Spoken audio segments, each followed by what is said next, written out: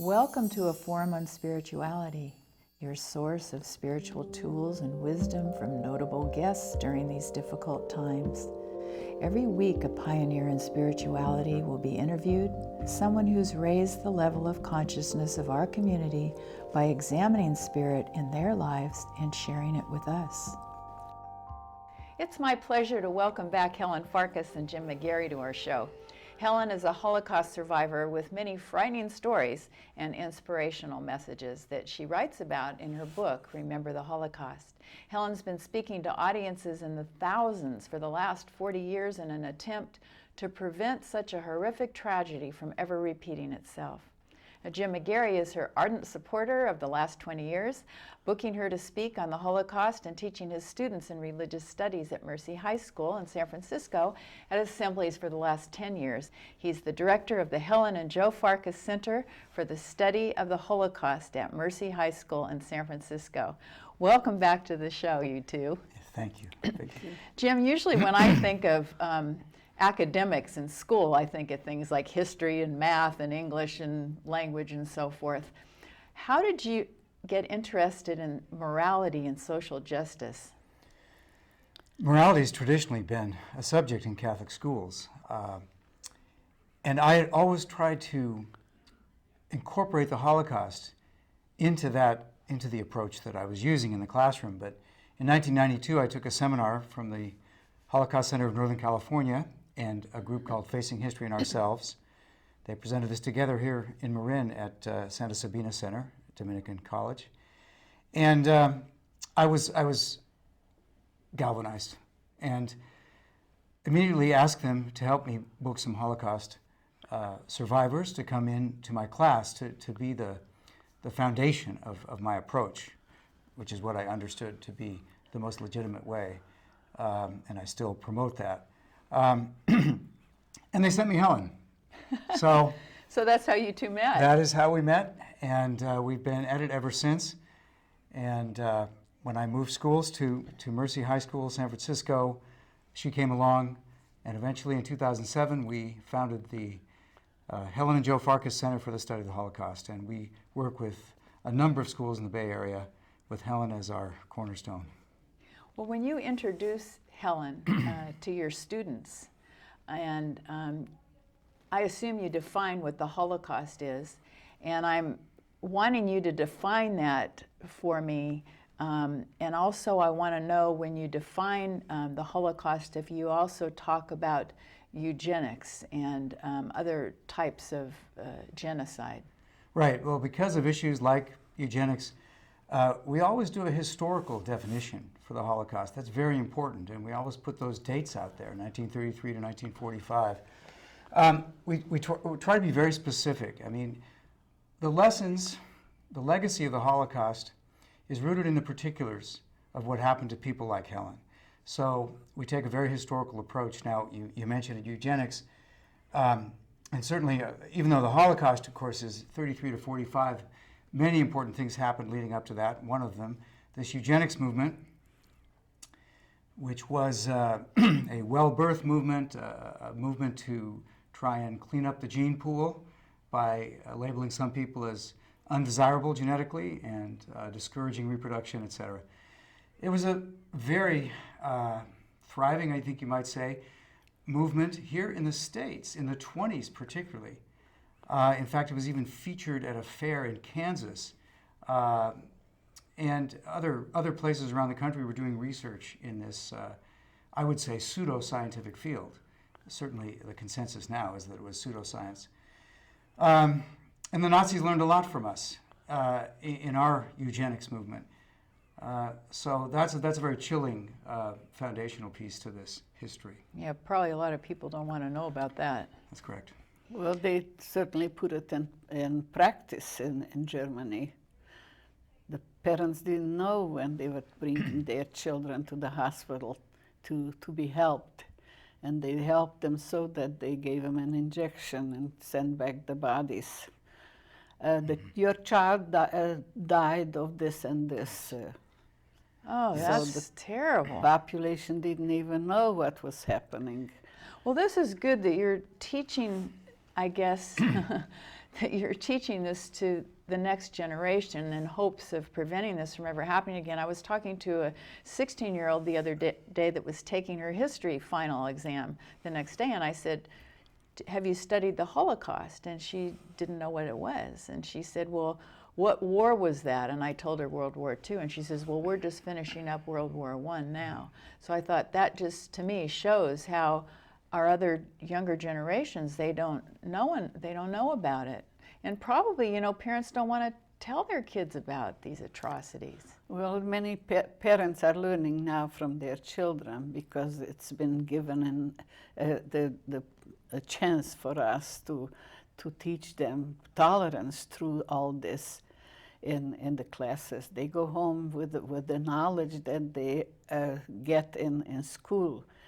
And people didn't bother too much with it. And now most of the schools, at least in our area, here in the Bay Area, know about the Holocaust, and we are being sent there, and Jim very often does the driving even, because I'm too old to drive across the bay and so on.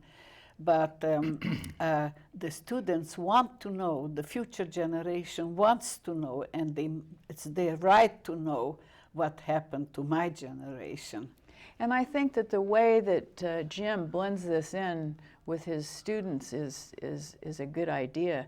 You know, last time when we talked about what upstanders were, and upstanders, you know, were the people during the war that helped to rescue and to resist what was going on with the Nazis. So let's talk a little bit more about how that applies to the bullies today in school. Right. Because I know sometimes being bullied carries over for people through their whole lives. That's right. Yes, indeed. You know, the first important thing to say when we talk about upstanders, when we talk about resistance and rescue during the Holocaust, less than 1% of the non-Jews of Europe were involved in those activities.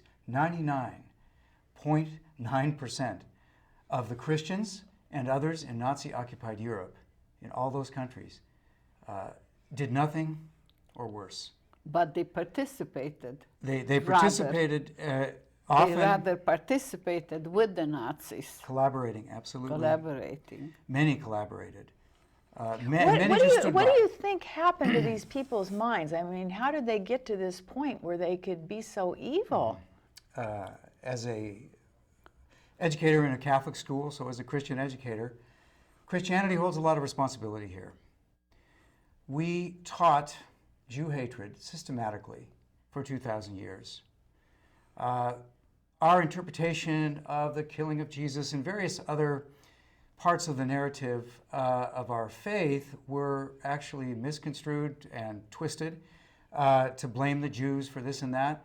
This irrational hatred really was part and parcel of being a Christian. The foundation. Unfortunately. So we laid the groundwork for Hitler and the Third Reich. Theirs was a very biological theory, you know, based in things like eugenics. But if it hadn't been for the theological anti-Semitism of all these years, all these Christian centuries, Hitler could not have pulled off what he did, I believe. Well, how does conscience fit into this? Well, conscience is that voice inside you, metaphorically speaking, but it's a very real power inside each person to question inherited beliefs. And it's so interesting in the Catholic faith, and I think in many other traditions, we uphold conscience as the highest duty of the individual. Where you stand before God is how you have been true to your conscience, even in terms of church teaching. Well, it didn't seem to me like the Nazis had any conscience. Well, certainly. Again, they had a very biological theory, so conscience doesn't figure into it, because you can't do an autopsy and find conscience. So it's a matter of faith to believe that each of us has a conscience, has the ability to determine what's right and what's wrong, and to be able to choose what's right. There's not a lot of scientific evidence, perhaps, showing that. So it's a very important principle of faith. So what would you say is our most serious moral problem? Well, as you said in your introduction, it's the degradation of human beings, which is the opposite of affirming their dignity. And of course, the Holocaust was that degradation writ large.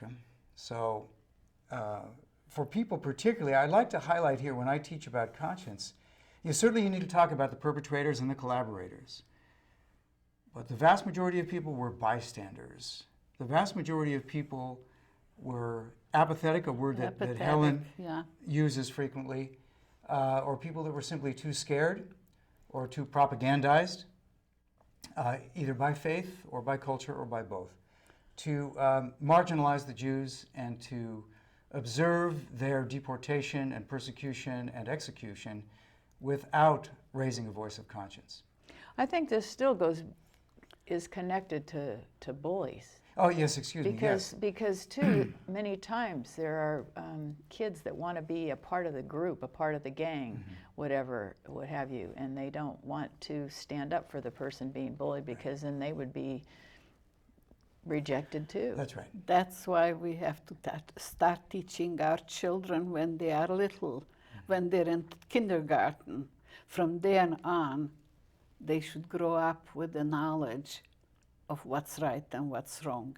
And that will go into their minds and to their hearts, and they can turn out to be good. Like what you said the last time we talked was that you came away from that whole horrible experience of the Holocaust still being who you were, having your same values and still being that same person, and not letting it change you to be hateful and so forth. And after, I think also another great thing that you do in educating people, you educate students with your book. And I wanted you to share the story of what happened at that 2005 event with the Palestinians and the reading of the book dramatically by the students. Yes, well, I had for several years previous to 2005 been involved with the Jewish-Palestinian Living Room Dialogue Group, attempting to find peaceful solutions to that enduring conflict over there. And I was at an event when a Palestinian friend of mine asked me, he said, "Jim, you always introduce yourself as a Holocaust educator. Can you teach me about the Holocaust?" And I said, "You know, Elias, I don't think I can, but I know who can." And that's Helen Farkas. So I gave him her book, and then he read it. And then you created and then we in your school. Yes. Well, we went over to dinner. We went over for, it was an afternoon dessert, actually, a tea. Yes, to his house. They invited us over, Elias and his wife, Fanny. And, you know, they just hit it off right away, Helen and Joe, and Elias and Fanny Botto. And of course, we were there also to talk about this event. So it was an evening event. It was a community event. Not just our school, but people from around the community were invited, including many members of this dialogue group. And one of the beautiful coincidences that happened, I was at Helen's house preparing for it, and she said, "Oh, there's a letter I want to read." And so she picks up the letter and she reads this beautiful letter by a Palestinian-American student at Oceana High School in Pacifica. And then she gets to the bottom and reads the signature, and I said, "That girl just transferred into my class at Mercy High School." And so there she was in my class, and so I go back the next day and ask her if she would be so kind as to introduce Helen at that assembly, which she did. And of course, Elias gave the afterword. Excuse me, the preliminary was that, as you asked, several of my students read from her memoir. They post-told through it so that we get the whole sense of the story, dramatic reading that we prepared. So Helen didn't have to talk and tell the whole story that night, but she got up and responded. And then Elias got up, this Palestinian-American man who was forced out of his home in Jerusalem in 1948. He was born and raised in Jerusalem. That's right. And so he gave this incomparable testimony after that event. Helen, how did that feel to have people bringing your book to life like that? I will never forget it. And Joe, my husband, he was so touched that he also, they hugged each other. You know, it was an experience that you don't expect to be prepared for. It just came out of here, you know. It's an experience that I will never forget. And this feeling, if I could only carry it on to the people, to the Jews, to the Arabs, to the whoever. We have one world we have to get along in it. And you are carrying this on, and even someday when you're gone, it will continue well, on. thank you now for the opportunity. Well, I also read the letter that Steven Spielberg wrote to you, and I think he did some type of film work with you where he said that it will live on through that. Well, in these long, nearly 40 years since I'm occupying myself, that was only from the time that finally I was accepted to speak, because nobody wanted to listen in the beginning, you know, that the happenings and the opportunities that we should have learned already, that we can live together, we can get along. And here is a beautiful world with all the knowledge, with all the inventions that human minds have brought on to this year.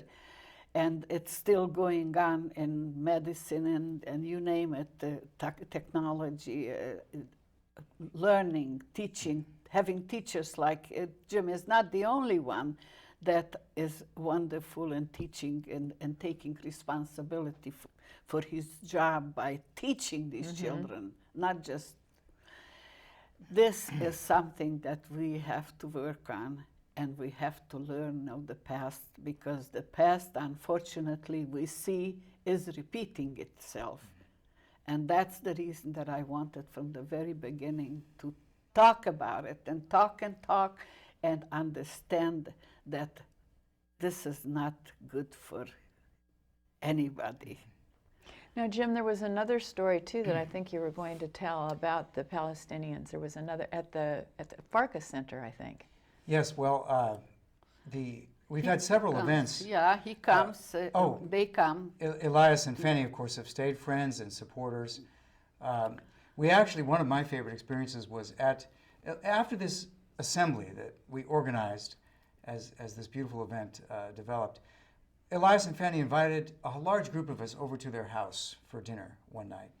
And Jews, Palestinians, and others. Yeah, and we gathered. That's my idea. Yeah, sitting around the table together. And Elias, who's a Christian Palestinian, by the way, he said this amazing grace before the meal that it literally took the roof off the house. I'll never forget it. It was an amazing experience, and we continue to have these experiences. You know, one other event in Can you remember what he said? Oh, no. Okay. I remember the feeling. I remember the spirit. Okay. Right? I mean, it was one of the most deeply spiritual moments of my life, because he talked about Helen and Joe and getting to know them and what it meant to him. And he incorporated that into a grace. And it was incomparable. Very, very intelligent. She recently, I wasn't unable to go. You went to a birthday party at his house recently, yeah. Yes. So. And for Christmas party, you were not able to come. And I was there with Miriam and her husband. That's right. And they're doing what they feel like we human beings should be doing. Mm-hmm. Be friends, be good neighbors, like in the 10 Commandments. So you're able to see your message working and coming to life and so forth. Now, I know that you speak to many different audiences. What about the time that you spoke to the women that had just gotten out of prison? Oh, that is also something that I'm very grateful for Jim and his wife, Kathy, that they took me along several times to their place where they're living in San Francisco. It's such a warm feeling to see that these women, they have done a little wrong. Because I was asking, what have they done? Did they murder? No, small things, you know, like drugs and things like that. And these women are trying so hard. Some of them don't have their children with them, and they're trying so hard. And I wish I could direct them to a better life, to go now on their own, because they get a year, I think. They get a year in these places to be able to stay. And then I talked to them, and some of them are asking me questions. How is it? I was a prisoner once. How did I gather myself up to a normal life? I tell them the first thing, remember, the world doesn't owe you a living. I was working in a tannery. I didn't know the language. I came to this country to start making a living. I was working in a restaurant, picking the dishes because I couldn't speak English. You had to start somewhere. I said, I was working at Moore's Cafeteria in San Francisco, picking dishes from the table. And then finally, they give me a better position, cashier, this and that. I said, you must remember that you're the only one that can help yourself best. Don't give in to things that are wrong. Be honest, be a good person to yourself, then you're good to your children and the people around you. Don't rush into anything. Take your time. Do the right thing. You're smart enough. What's more, you have a language. You have the language, which for years and years I had to do the kind of job that I would have liked to have better. I had a servant when I was at home. Did I remember that? I was a servant here, and it was wonderful. I was in a free country. I can do what I want if I do it right. You know, I love that story about the tannery in Milwaukee, which you just mentioned briefly there, because it was all African Americans in this low-end job, of course, that undesirable job, very low paid, and here's this Holocaust survivor that comes into that situation, and tell how you were treated. I was grateful that I had a job. I was grateful that I had a job. I didn't know really 2 words of English. I was the only white person in the whole factory. And it was very hard and very stinky work because those big That's the leathers, you know. Oh yeah, the hides. We had the hides. I had to push into, and I had to push on. So during the work hours, the years, the time, I had no nails. They slowly got all used up, and I had absolutely no nails. But it was okay. But everyone there loved you, and you got along so well. I got along so well. They all loved me. They introduced me to their hairdresser. One of them told me, you put spray on your hair. I said, spray? What spray? What?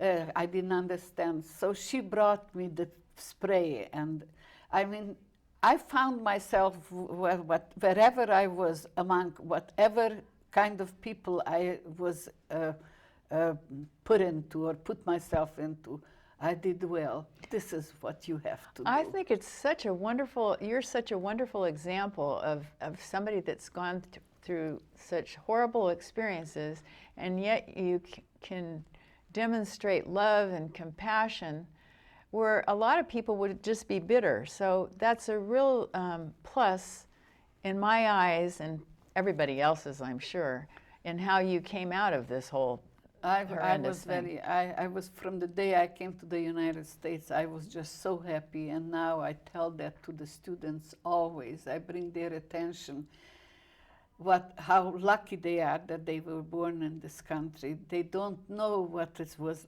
like in Europe, for instance, where I grew up, and how it was, not even talking about being a Jew, but how lucky you are and how much you have to appreciate it by being a good person.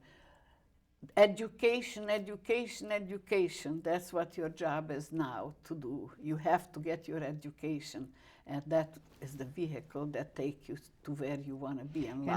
And here's our other educator. Mm-hmm. So Jim, how do you feel that the Holocaust affected spirituality and theology, in summary? Totally. In other words, we have to reevaluate everything about our spirituality in the light of what happened in this genocide, and of course all genocides. If our spirituality isn't adequate for us to prevent and or intervene in a genocide, our spirituality is not adequate. And certainly in terms of Christianity, the experience of the collapse, really, of Christendom in the Holocaust, where we did not remember one of the central texts of our faith, which is that no greater love has any man or woman than to lay down his life for his brother or sister. We totally forgot that text and everything and how central that is. And so we have to redo our whole approach and understanding of the faith. From kindergarten on up. Yes, indeed. Thank you both so much for being on the show. It's just been such a pleasure to have you both, and thank you Pleasure's for ours. being who you are, both of you. Thank you so much Both of for you. the opportunity that we can spread the word of being a good person. Take care of this world because it's so beautiful with all the knowledge that we have now. Take care of this world. And I tell the students, love this country. Take care of it. Thank you for joining us. I hope you'll be inspired to live more fully by learning how others approach spiritual experiences, helping each of us with our own spiritual path. If you feel a spiritual connection, enjoy and share it with all of creation. And we'll see you next time on a forum on spirituality where the Spirit lives on.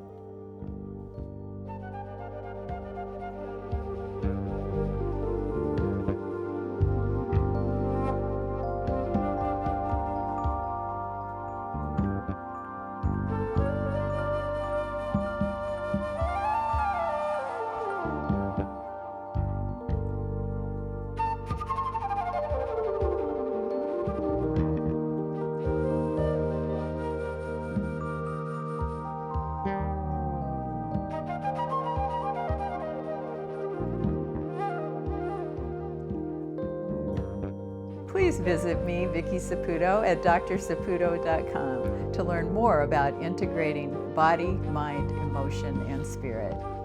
If you've enjoyed the show and would like to see our archives and learn more about this program, go to a forumonspirituality.com.